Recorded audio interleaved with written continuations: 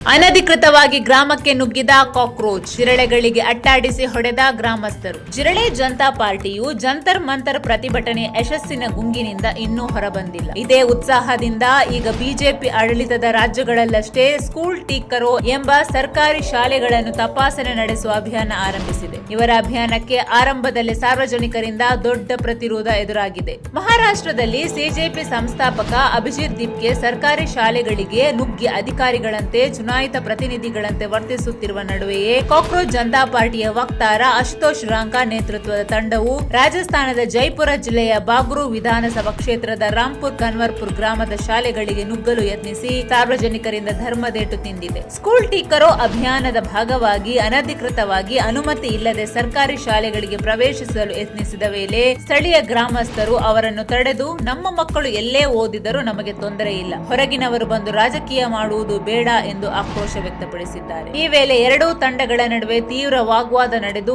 ಕೋಪಗೊಂಡ ಗ್ರಾಮಸ್ಥರು ಸಿಜೆಪಿ ಕಾರ್ಯಕರ್ತನನ್ನು ಅಟ್ಟಾಡಿಸಿ ಬಾರಿಸಿದ್ದಾರೆ. ಈ ಬಗ್ಗೆ ಮಾತನಾಡಿರುವ ಗ್ರಾಮಸ್ಥರು, ಶಾಲೆ ಪರಿಶೀಲನೆಯ ಹೆಸರಿನಲ್ಲಿ ಜಿರಳೆ ಪಾರ್ಟಿ ಸದಸ್ಯರು ಗ್ರಾಮದಲ್ಲಿ ಅನಗತ್ಯ ಗೊಂದಲ ಸೃಷ್ಟಿಸುತ್ತಿದ್ದಾರೆ ಎಂದು ಆರೋಪಿಸಿದ್ದಾರೆ.